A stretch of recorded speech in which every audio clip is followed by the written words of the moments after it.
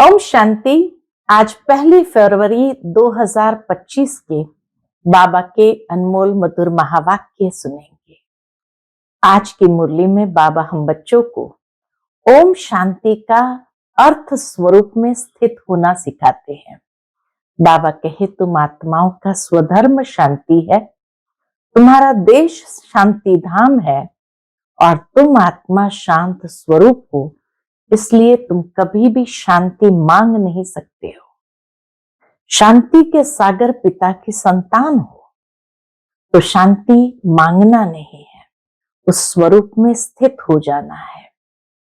जब उस स्वरूप में स्थित होकर के बाप से योग लगाते हैं तो बाबा कहे अंदर में योग बल जमा होता है और इस योग बल से ही तुम सारे संसार को पवित्र बनाते हो।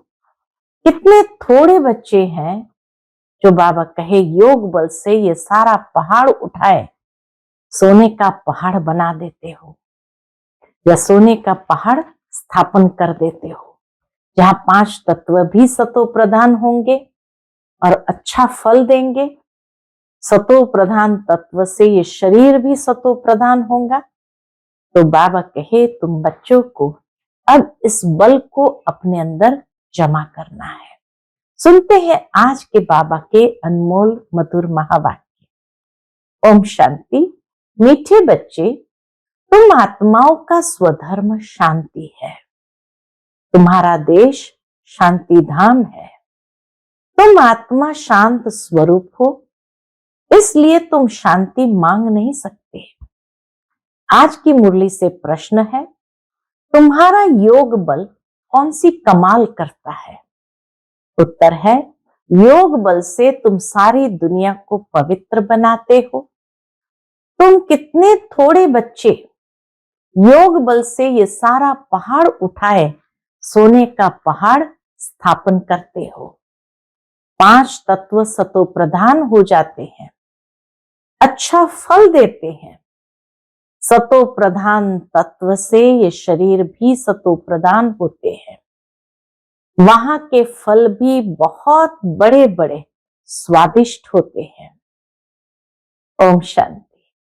जब ओम शांति कहा जाता है तो बहुत खुशी होनी चाहिए।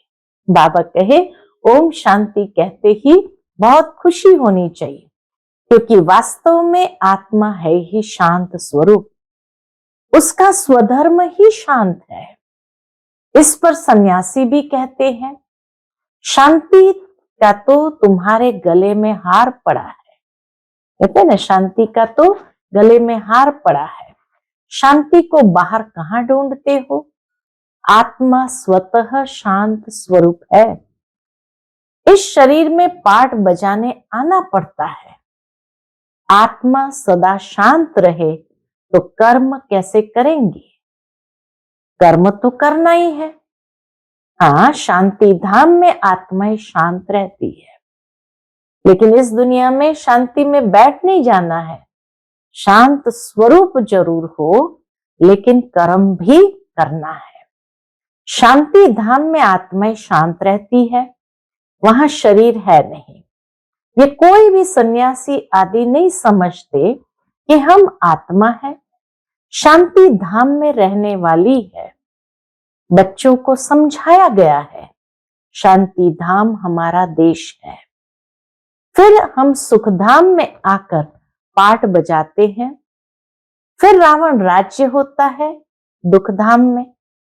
बाबा कहे शांति धाम हमारा देश, वहां से हम आते हैं सुख धाम में पाठ बजाते। फिर पाठ बजाते बजाते रावण राज्य होता है दुख धाम में। ये 84 जन्मों की कहानी है। भगवान वाच है ना अर्जुन प्रति कि तुम अपने जन्मों को नहीं जानते हो। एक को क्यों कहते हैं? भगवान एक को तो नहीं कहेंगे, क्योंकि एक की गारंटी है। इन राधे कृष्ण की तो गारंटी है ना, तो इनको ही कहते हैं। ये बाप भी जानते हैं, बच्चे भी जानते हैं। यह जो सब बच्चे हैं सब तो 84 जन्म लेने वाले नहीं है। तो इसीलिए राधे कृष्ण की गारंटी बाबा लेते हैं। सब तो 84 जन्म लेने वाले नहीं है, कोई बीच में आएंगे, कोई अंत में आएंगे। इनकी तो सर्टन है, राधे कृष्ण की तो सर्टन है। इनको कहते हैं, हे बच्चे, तो यह अर्जुन हुआ ना, रथ पर बैठा है ना। बच्चे खुद भी समझ सकते हैं हम जन्म कैसे लेंगे। सर्विस ही नहीं करते हैं तो सतयुग नई दुनिया में पहले कैसे आएंगे। इनकी तकदीर कहां है। पीछे जो जन्म लेंगे उनके लिए तो पुराना घर होता जाएगा। बाबा कहे दुनिया ही पुरानी होती जाएगी तो घर पुराना होता जाएगा जो पीछे जन्म लेने। मैं इनके लिए कहता हूं जिनके लिए तुमको भी सर्टन है, तुम भी समझ सकते हो। मम्मा बाबा 84 जन्म लेते हैं, कुमार का है, जनक है, ऐसे ऐसे महारथी जो है वह 84 जन्म लेते हैं। जो सर्विस नहीं करते हैं तो जरूर कुछ जन्म बाद में आएंगे। समझते हैं हम तो नापास हो जाएंगे, पिछाड़ी में आ जाएंगे। स्कूल में दौड़ी पहन निशाने तक आकर फिर वापस लौटते हैं ना। सब एक रस हो न सके। रेस में जरा पांव इंच का भी फर्क पड़ता है। रेस करते हैं, अगर साथ साथ में भी हो तो भी इंच का पांव का फर्क पड़ता है तो प्लस में आ जाते हैं। यह भी अश्व रेस है। अश्व घोड़े को कहा जाता है, रथ को भी घोड़ा कहा जाता है। इस शरीर रूपी रथ को भी घोड़ा कहा जाता है। बाकी यह जो दिखाते हैं कि दक्ष प्रजापिता ने यज्ञ रचा, उसमें घोड़े को हवन किया, ये सब बातें है नहीं। घोड़े को हवन नहीं किया जाता है, न दक्ष प्रजापिता है, न कोई यज्ञ रचा है। पुस्तकों में भक्ति मार्ग की कितनी दंत कथाएं हैं, उनका नाम ही कथा है। बहुत कथाएं सुनते हैं। तुम तो ये पढ़ते हो, पढ़ाई को कथा थोड़ी कहेंगे। स्कूल में पढ़ते हैं, एम ऑब्जेक्ट रहती है, हमको इस पढ़ाई से ये नौकरी मिलेगी, हमको इस पढ़ाई से ये नौकरी मिलेगी, स्पष्ट रहता है, कुछ न कुछ मिलता है। अभी तुम बच्चों को देही अभिमानी बहुत बनना है, यही मेहनत है। बाप को याद करने से ही विकर्म विनाश होंगे। खास याद करना होता है, ऐसे नहीं कि मैं तो शिव बाबा का बच्चा हूं ना, फिर याद क्या करें। नहीं, याद करना है। अपने को स्टूडेंट समझ कर के टीचर को याद करना है। हम आत्माओं को शिव बाबा पढ़ा रहे हैं, यह भी भूल जाते हैं। बाबा कहे कई बच्चे यह भी भूल जाते हैं, शिव बाबा एक ही टीचर है जो सृष्टि के आदि मध्य अंत का राज सुनाते हैं। यह भी याद नहीं रहता है। हर एक बच्चे को अपने दिल से पूछना है कि कितना समय बाप की याद ठहरती है। जास्ती टाइम तो बाहर मुक्ता में ही जाता है। बाबा भी जानते हैं जास्ती टाइम बच्चों का कहाँ जाता है, बाहर मुक्ता में ही जाता है। यह याद ही मुख्य है। इस भारत के योग की ही बहुत महिमा है, परंतु योग कौन सिखलाते हैं ये किसको भी पता नहीं है। गीता में श्री कृष्ण का नाम डाल दिया है। अब श्री कृष्ण को याद करने से तो एक भी पापात्मा नहीं कटेगा, क्योंकि वह तो शरीरधारी है, 5 तत्वों का बना हुआ है। उनको याद किया तो गोया मिट्टी को याद किया। 5 तत्व के शरीर को याद किया माना मिट्टी को याद किया। 5 तत्वों को याद किया। शिव बाबा तो अशरीरी है, इसलिए कहते हैं अशरीरी बनो, मुझ बाप को याद करो। कहते भी हो हे पतित पावन, वह तो एक हुआ ना, पतित पावन तो एक हुआ ना। युक्ति से पूछना चाहिए गीता का भगवान कौन? भगवान रचयिता तो एक होता है। अगर मनुष्य अपने को भगवान कहलाते भी है तो ऐसे कभी नहीं कहेंगे कि तुम सब हमारे बच्चे हो। या तो कहेंगे ततत्वम, या कहेंगे ईश्वर सर्वव्यापी है। हम भी भगवान, तुम भी भगवान, जिधर देखता हूं तू ही तू है, पत्थर में भी तू, ऐसे कह देते हैं। तुम हमारे बच्चे हो ये नहीं कह सकते हैं। ये किसी की हिम्मत नहीं, ताकत नहीं जो कह सके तुम हमारे बच्चे हो। ये तो बाप ही कहते हैं कि मेरे लाडले रूहानी बच्चों, ऐसे और कोई कह ना सके। मुसलमान को अगर कोई कहे मेरे लाडले बच्चों तो थप्पड़ मार दे। यह एक ही पारलौकिक बाप कह सकते हैं और कोई सृष्टि के आदि मध्य अंत का ज्ञान दे न सके। 84 के सीढ़ी का राज कोई समझा न सके सिवाय निराकार बाप के। उनका असली नाम ही है शिव। यह तो मनुष्य ने अथाह नाम रख दिए हैं। जितने शिवालय को देखो, शिव के मंदिरों में जाओ, हर मंदिर का नाम अलग है। तो बाबा कहे तो मनुष्य ने अथाह नाम रख दिए हैं। अनेक भाषाएं हैं तो अपनी अपनी भाषा में नाम रख देते हैं। जैसे बॉम्बे में बबुलनाथ कहते हैं, परंतु वह अर्थ थोड़ी समझते हैं। तुम समझते हो कांटों को फूल बनाने वाला है। भारत में शिव बाबा के हजारों नाम होंगे, अर्थ कुछ नहीं जानते।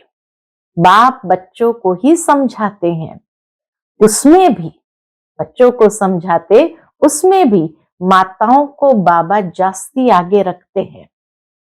माताओं को जास्ती आगे करते हैं। आजकल फीमेल्स का मान भी है, क्योंकि बाप आए हैं ना। बाप माताओं की महिमा उच्च करते हैं। तुम शिव शक्ति सेना हो, तुम ही शिव बाबा को जानते हो। सच तो एक ही है। गाया भी जाता है, सच की बेड़ी हिले डुले, डूबे नहीं। सच की बेड़ी हिले डुले लेकिन डूबे नहीं। तो तुम सच्चे हो, नई दुनिया की स्थापना कर रहे हो। बाकी झूठी बेड़ियां सब खत्म हो जाएंगी। तुम भी कोई यहां राज्य करने वाले नहीं हो। तुम फिर दूसरे जन्म में आकर राज्य करेंगे। ये बड़ी गुप्त बातें हैं जो तुम ही जानते हो। ये बाबा न मिला होता तो कुछ भी नहीं जानते थे, अभी जाना है। फिर बाबा कहे यह है युधिष्ठिर, युद्ध के मैदान में बच्चों को खड़ा करने वाला। ब्रह्मा बाबा है युधिष्ठिर, युद्ध के मैदान में बच्चों को खड़ा करने वाला। यह है नॉन वायलेंस, अहिंसक। मनुष्य हिंसा समझ लेते हैं मारामारी को। बाप कहते हैं पहली मुख्य हिंसा तो काम कटारी की है, इसलिए काम महाशत्रु कहा जाता है। इन पर ही विजय पानी है। मूल बात ही है काम विकार की, पतित माना विकारी। विकारी कहा ही जाता है पतित बनने वालों को, जो विकार में जाते हैं। क्रोध करने वाले को ऐसे नहीं कहेंगे कि ये विकारी है। क्रोधी को क्रोधी कहेंगे, लोभी को लोभी कहेंगे। देवताओं को निर्विकारी कहा जाता है। देवताएं निर्लोभी, निर्मोही, निर्विकारी है। देवताएं निर्लोभी, निर्मोही, निर्विकारी है। वह कभी विकार में नहीं जाते। तुमको कहते हैं विकार बिगर बच्चे कैसे होंगे? उन्हों को तो निर्विकारी मानते हो ना। वह है ही वाइसलेस दुनिया। द्वापर कलयुग है विश्वस दुनिया। खुद को विकारी, देवताओं को निर्विकारी कहते हैं तो है ना। तुम जानते हो हम भी विकारी थे, अब इन जैसा निर्विकारी बन रहे हैं। इन लक्ष्मी नारायण ने भी याद के बल से यह पद पाया और फिर पा रहे हैं। हम ही देवी देवता थे, हमने ही कल्प पहले ऐसे राज्य पाया था जो गंवाया फिर हम पा रहे हैं। यही चिंतन बुद्धि में रहे तो भी खुशी रहेगी, परंतु माया या स्मृति भुला देती है। बाबा जानते हैं तुम स्थायी याद में रह नहीं सकेंगे। तुम बच्चे अडोल बन याद करते रहो तो जल्दी कर्मातीत अवस्था हो जाए और आत्मा वापस चली जाए, परंतु नहीं। बाबा कहे तुम बच्चे अडोल बन याद करते रहो तो जल्दी कर्मातीत अवस्था बन जाए और आत्मा वापस चली जाए, परंतु नहीं। पहले नंबर में तो यह जाने वाला है। फिर है शिव की बारात। फिर दिखाते हैं शिव बाबा की बारात। शादी में माताएं मिट्टी के मटके में ज्योति जगाकर ले जाती है ना, ये निशानी है। शिव बाबा साजन तो सदा जागती ज्योत है, बाकी हमारी ज्योति जगाई है। यहाँ की बात फिर भक्ति मार्ग में ले गए हैं। तुम योग बल से अपनी ज्योति जगाते हो, योग से तुम पवित्र बनते हो, ज्ञान से धन मिलता है। पढ़ाई को सोर्स ऑफ इनकम कहा जाता है ना। योग बल से तुम खास भारत को और आम सारे विश्व को पवित्र बनाते हो। इसमें कन्याएं बहुत अच्छी मददगार बन सकती है। सर्विस कर उच्च पद पाना है, जीवन हीरे जैसा बनाना है, कम नहीं। गाया जाता है फॉलो फादर मदर, सी फादर मदर और अनन्य ब्रदर सिस्टर। बाबा कहे देखना है तो माता पिता को देखो और अनन्य भाई बहनों को देखो। तुम बच्चे प्रदर्शनी में भी समझा सकते हो। क्या समझाना है कि तुमको दो फादर है, दो बाप का परिचय जरूर देना है, लौकिक और पारलौकिक। इसमें बड़ा कौन? दोनों में बड़ा कौन? बड़ा तो जरूर बेहद का बाप हुआ ना। वर्षा उनसे मिलना चाहिए। अभी वर्षा दे रहे हैं, विश्व का मालिक बना रहे हैं। भगवान वाच तुमको राजयोग सिखाता हूं, फिर तुम दूसरे जन्म में विश्व के मालिक बनेंगे। बाप कल्प कल्प भारत में आकर भारत को बहुत शाहूकार बनाते हैं। तुम विश्व के मालिक बनते हो इस पढ़ाई से। उस पढ़ाई से क्या मिलेगा? बाबा कहे उस पढ़ाई से क्या मिलेगा? यहां तो तुम हीरे जैसा बनते हो 21 जन्म के लिए। उस पढ़ाई में रात दिन का फर्क है। यह तो बाप टीचर गुरु एक ही है, तो बाप का वर्षा, टीचर का वर्षा और गुरु का वर्षा सब देते हैं। शिव बाबा आकर बाप का वर्षा, टीचर का वर्षा, गुरु का वर्षा सब देते हैं। अब बाप कहते हैं, क्या कहते हैं? देह सहित सबको भूलना है। आप हुए मर गई दुनिया, बाप के एडॉप्टेड बच्चे बने, बाकी किसको याद करेंगे? दूसरों को देखते हुए जैसे कि देखते नहीं। पार्टी में भी आते हैं परंतु बुद्धि में है अब हमको घर जाना है, फिर यहाँ आकर पाठ बजाना है। ये बुद्धि में रहे तो भी बहुत खुशी रहेगी। बच्चों को देहभान छोड़ देना चाहिए। ये पुरानी चीज यहाँ छोड़नी है, अब वापस जाना है। नाटक पूरा होता है। पुरानी सृष्टि को आग लग रही है। अंधे की औलाद अंधे अज्ञान नींद में सोए पड़े हैं।